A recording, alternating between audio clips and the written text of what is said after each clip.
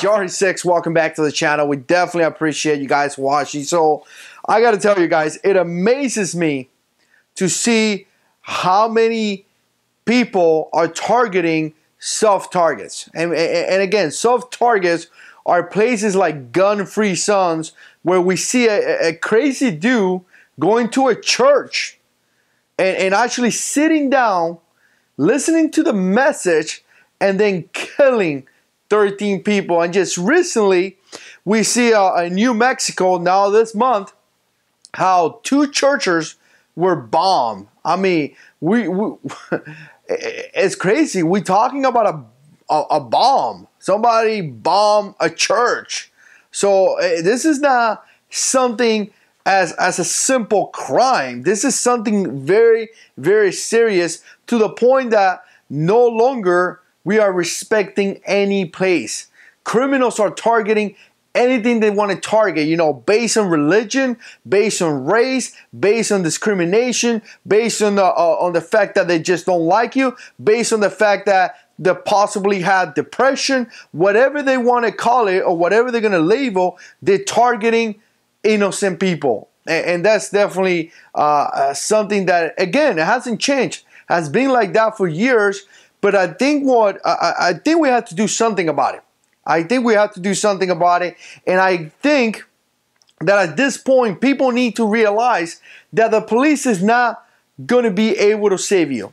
I mean, again, this is not talking crap or talking bad about the police. It's just simply they are not going to be able to protect you. It is up to you to protect yourself. So I'm going to do this video, kind of address some of the guys that, you know, some of the guys that go to church.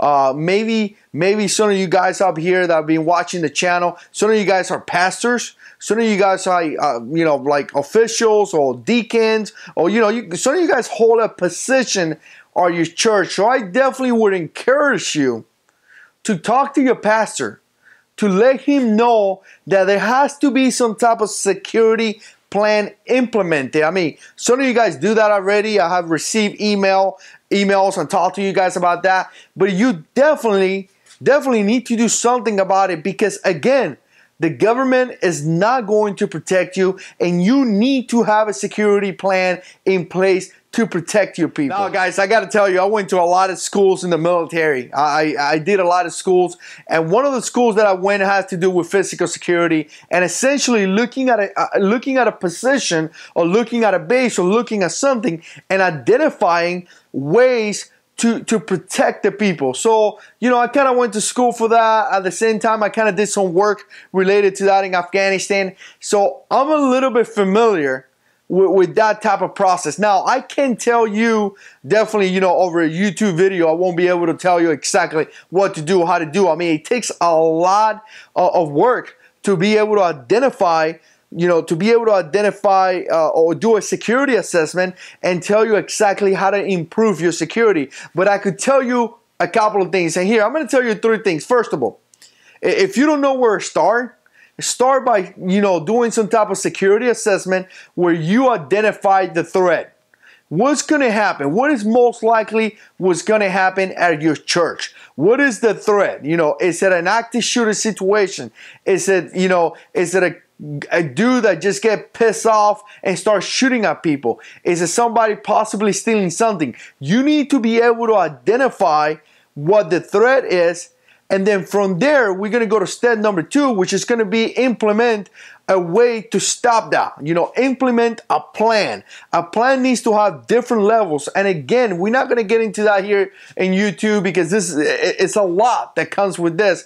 But you definitely need to identify the threat and then implement something that is going to stop that threat. Something that is going to deal with that. Again, if it's an active shooter situation, your plan needs to be, how are you going to react to that? I got to tell you guys, just by having people with guns, just by making your church not a gun-free zone, you already deterring this from happening. You're already deterring that criminal from possibly targeting your church, because again, he knows that there's guns there. He knows that someone will stop him. So that is a simple plan. Just by not making your church a gun-free zone, you will be deterring the criminal.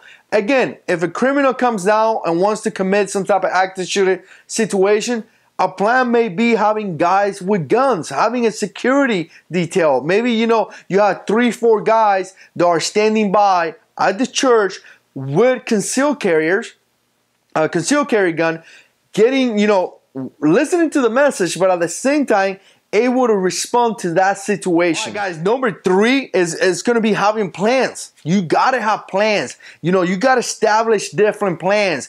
What's going to happen if an active shooter situation occur? Who's in charge of medical? Who's going to notify the police? Maybe some of the safe haven places where you could take personnel, or, you know, places where you could take personnel that are wounded and provide some type of first aid. Maybe you have a place where you have a phone dedicated to call the police. And again, these plans need to be in accordance with the law enforcement. Maybe some of your pastors need to go and talk to the sheriff's department, need to go and talk to someone and let them know, look, I got a 500 to 600 people, you know, personnel of church. I got about 600 guys attending my church.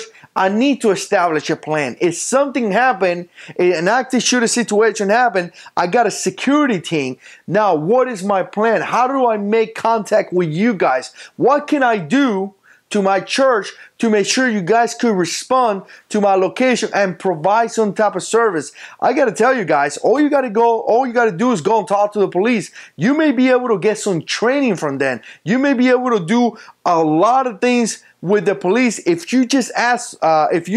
So again, guys, this is a YouTube video. I can't really tell you what to do, how to do it, and you know, I can't really give you more information than this. But if you're a pastor, if you're a deacon, if you're somebody from church and you don't have some type of security plan, I definitely believe that you are neglecting your church. I mean, we had crazy people committing active shooter situation. We had crazy people bombing, you know, putting bombs in churches, and you know, and people are dying. So as a pastor, as a deacon, maybe you should do a physical security assessment. Maybe you should identify the threat. Maybe you should establish a security team. Maybe you should establish plans to protect your people. And maybe you should make your church more safe. So with that being said, guys, let me know what you think. As always, be careful out there. Remember to carry a gun. If you like this type of videos, click like, subscribe to the channel, share the videos, and God is in control.